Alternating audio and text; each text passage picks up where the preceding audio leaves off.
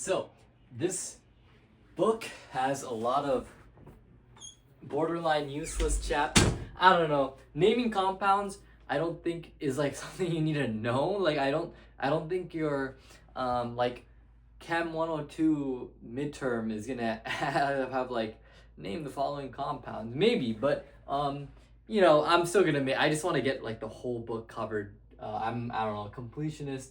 Let's talk about it. So, essentially, easiest things to name are things with two, where the compound is composed of two elements and two elements only.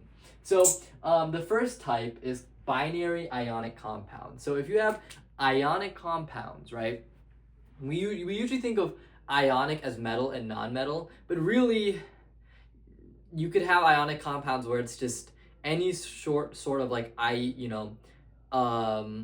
what's the word?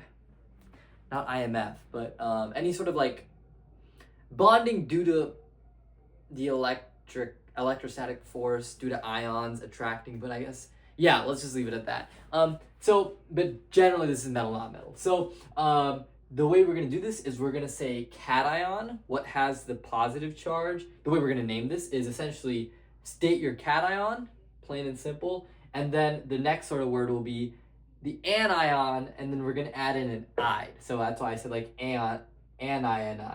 I guess anide would probably be the best way to do that. So let me show you an example. It'll make more sense. So salt, table salt, NaCl, is composed of sodium and chlorine, right? So the way I'm gonna name this is pretty much sodium.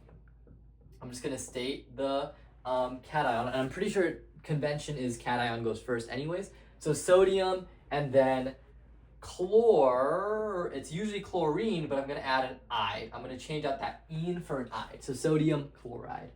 So that's what I mean by anionide, right? But you're not adding an ide. You're not doing chlorine ide. So I think anide is a better way to put that. But, lithium hydrogen. So I'm going to call this lithium hydride. So that's a bit more of a dramatic change. I'm throwing out the entire, drudgen and calling it dried, but there you go, lithium hydride. So here's the thing though, cations, certain elements can form multiple cations. So in this case, sodium will always only form the Na plus cation, where it has one unit of excess positive charge, +1. And then Cl is -1. But certain elements can actually form more than one. Copper and iron are big ones. Copper can form a +2 and a +3, I think. I'm actually going to double check that. It might not be. Okay, copper can form +1 or +2. Iron can do +2 or +3. Silver, I think, is another pretty common one. No, it's not. It's just +1. So why did they put it in the thing? I don't know. Lead can do +2, +4. So there's certain elements you're kind of have to memorize that. Mercury is one of them. I was about to say hydrogen. Wow, nice. Hg, hydrogen. This marker's dying, but I'm just gonna have to live with it. So it's the same formula, but I'm just gonna add a Roman numeral for the charge. So let me kind of show you how this is gonna work. So I actually think it's a 2. A 2 makes more sense, I think. Let me just... Oh, no, that's the other form. Okay, so CuCl, well, copper and chlorine. So usually I would do copper chloride. But you got to figure out, well, what is the charge of this Cu? Well, this is kind of going into bonding and more other chapters, so I don't know why they're talking about this now, but here's the trick. You're going to have to look at, so Cl has 7 valence, 7 valence electrons in the outer shell. Maybe you don't know what that means, but the way I can figure that out is I can look at the periodic table and I can say that, chlorine is in group 17. If I drop the 1, that would mean 7 valence electrons. So it has 7 valence electrons. And it needs 8. So the magic number is 8. You're going to do 8 minus 7, or however many valence electrons. So that would be 1.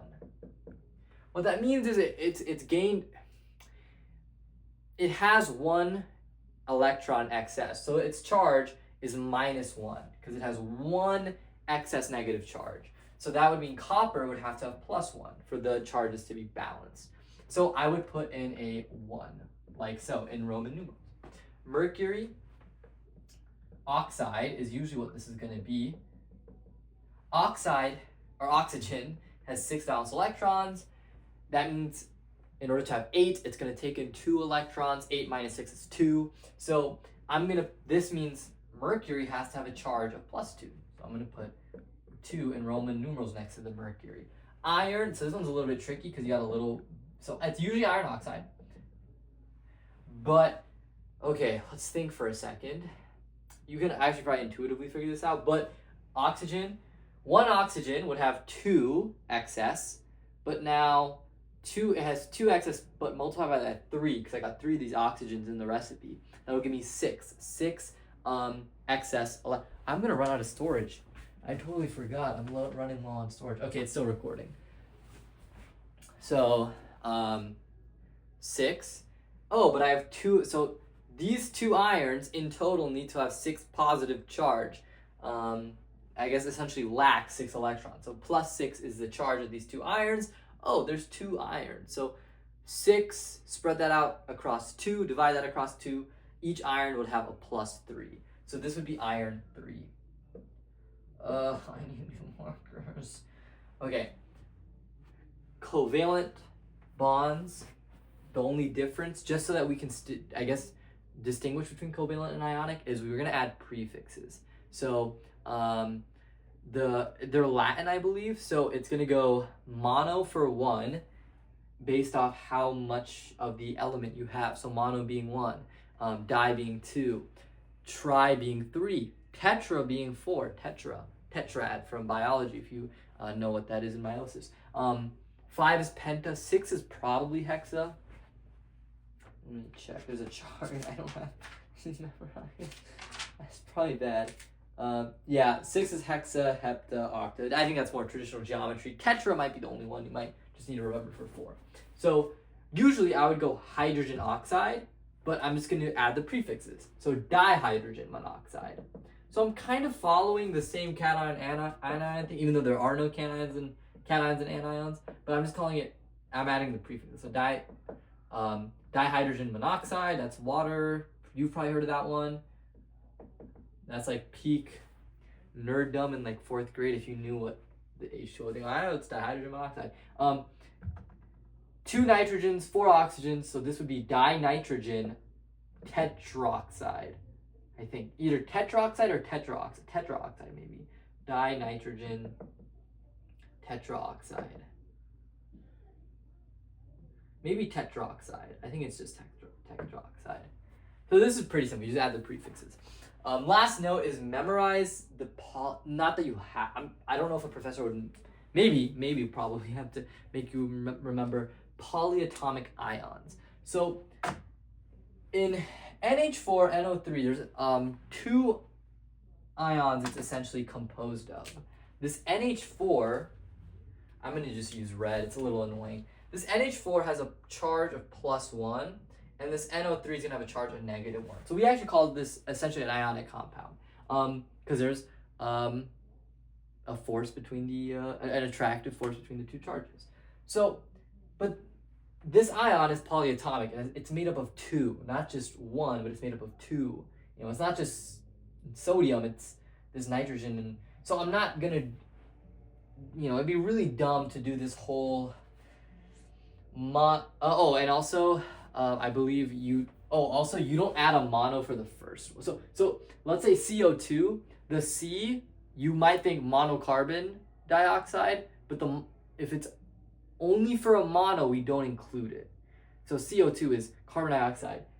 But if it were C2O2, that's not real, but whatever. C2O2, I would say dicarbon monoxide, or dicarbon dioxide.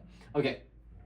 So yeah, I'm not doing that whole stuff here. Instead, scientists are like, hey, let's just give them names. NH4, we just call that ammonium. It's just what we call it. NO3, we call it nitrate. I think it's nitrate. Yes, it's nitrate. 2% chance it's nitrite, but I think it's mostly nitrate. So we call this ammonium nitrate. This is just something you have to memorize. It stinks, but it will save you, if you're big into science, it saves you a lot of time. That's my guess. I'm an engineer, and not yet. I'm going to school for engineering. I'm not even doing chemical engineering, so I don't know how useful this will be for me. But if you're going into science and chemistry research or being a doctor, I'm sure this video is going to be helpful down the line. Thanks for watching. I forgot to